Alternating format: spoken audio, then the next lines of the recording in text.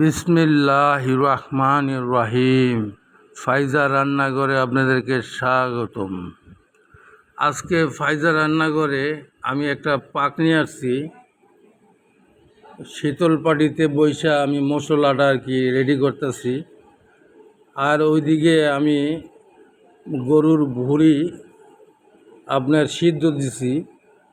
আজকে হয়েছে প্রচুর বৃষ্টি, তো বৃষ্টির মধ্যে আমার বড় ছেলে কইতেছে, আব্বু প্রচুর বৃষ্টি হয়েছে, তো গরুর গোস্ত আনবো না ভুঁড়ি আনবো? আমি কি তোমার যেটা ভালো পছন্দ হয় নিয়ে আসো। তো আমার বড় ছেলের আবার গরুর ভুঁড়িটা ওর বেশি পছন্দ হয়, যা গরুর ভুঁড়িটা নিয়ে আসছে। তো আব্বু এই যে নিয়ে আসছি, একটু পাক করে দাও। তো এই যে আপনারা দেখতেছেন আমি প্লেটের মধ্যে আপনার হলুদ দিছি, মরিচ দিছি। হলুদ দিছি আমি 1 চা চামচ, আর মরিচ দিছি 1 টেবিল চামচ। এই যে দেখেন আমি একটা গোলমরিচ দিলাম, হ্যাঁ, 1 চা চামচ। আর আমি ধনিয়া দিছি 1 টেবিল চামচ। আর গরম মশলা আর ভাজা জিরা, ওটা আমি এখন একটু দিমু, আবার পরে আবার ফাইনালি একটু দিমু। এই যে দেখেন আমি এখন দিয়ে দিতেছি আমার নিজের বানানো যে রেসিপিটা ছিল ওই রেসিপি। হ্যাঁ, আমি মশলাটা আপনার ফাইজা রান্নাঘরে দিয়ে রাখছি, আপনারা দেখে নিয়েন। এই যে আমি প্যানে তেল দিয়ে দিছি, আমি মশলার মধ্যে একবারে নুনটাও দিয়ে দিছি। হ্যাঁ, নুনটাও দিয়ে দিছি, যার কারণে পরবর্তীতে আপনার এই হাতের কাছে এটা পাওয়া গেলে ওটা পাওয়া যায় না, একটা সমস্যা হয়। এই যে দেখেন তেলটা হালকা একটু গরম হয়ে আইতেছে। হ্যাঁ, তেলটা গরম হয়ে আইলেই আমি এর মধ্যে পেঁয়াজ দিয়ে দিতেছি। এই যে আপনি শুকনো মরিচটা এই কারণে দিলাম, আপনি শুকনো মরিচটা পরে ওঠায় ফেলাম, এটার ফ্লেভারটা আপনার গরুর ভুঁড়ির সাথে ভালো মানায়, ভালো যায়। এই যে আমি পেঁয়াজ রেডি করছি, পেঁয়াজটা কুচি কুচি করা। এখন সবাই আপনার পেঁয়াজ কাইটা বিভিন্নভাবে কাইটা দেখায়, আমিও দেখামু। তো আশা রাখি ফ্লেভারের জন্যে আমি এটা দিছি, পরে আমি ওটায় ফেললাম। ওই যে তেজপাতা দিছি,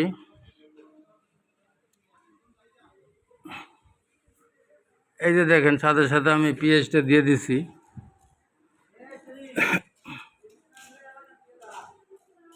আর গরুর ভুঁড়িটা আমি প্রায় 1.5 ঘন্টার মতো সিদ্ধ করছি। মোটা অংশটা আমার ছেলে যখনই আনে, পয়সা একটু বেশি নিল বাজার থেকে, আপনি একদম মোটা যে পিওর মোটাটা ওইটাই নিয়ে আসে। ওই যে দেখেন সিদ্ধ করে আমি কাছে রেখে দিছি। ওই আনছে 1.5 কেজি। হ্যাঁ, 1.5 কেজি নিয়ে এসে। এই যে মোটামুটি পেঁয়াজগুলো আপনার একটা প্রক্রিয়ায় পড়ছে। এখন আমার আদা রসুন দিয়ে দিতে হইব।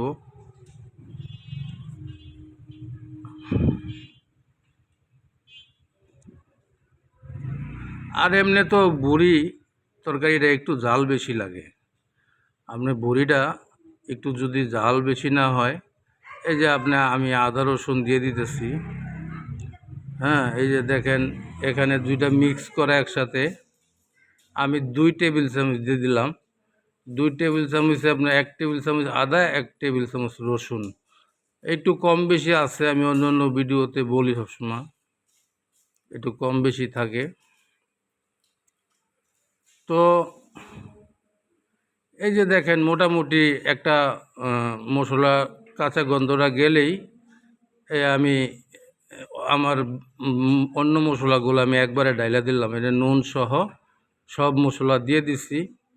হ্যাঁ, নিচে লাইগা যাইতে পারে, আমি একটু পানি দিয়ে দিতেছি। তো ভাই, দুনিয়া ক্ষণস্থায়ী আখেরাত চিরস্থায়ী। দোয়া করি দোয়া চাই, মাফ করি মাফ চাই।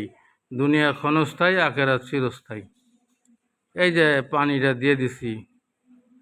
হ্যাঁ, তো বলে ভাই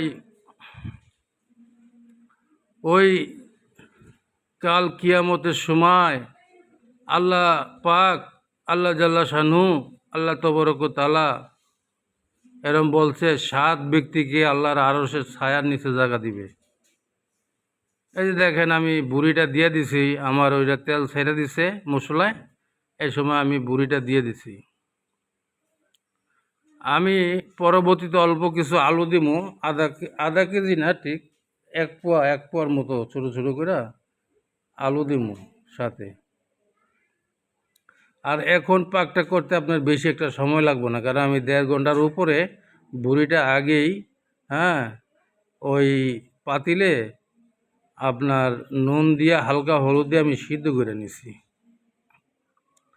এই জন্যে ভাই, হ্যাঁ, 7 শ্রেণীর লোককে আল্লাহ পাক জান্নাতে, হ্যাঁ, পর কিয়ামতের সময় ওই যখন মানুষ সূর্য মাথার এক হাত নিচে চলে আসবে, এক হাতের কাছাকাছি চলে আসবে, মানুষের মাথার মজক গইলা পড়তে থাকবে, ওই সময় মানুষ কত কষ্টে থাকবে, ওই সময় আল্লাহ সুবহানাহু ওয়া তাআলা 7 শ্রেণীর লোককে আল্লাহর আরশের ছায়ার নিচে জায়গা দিবে।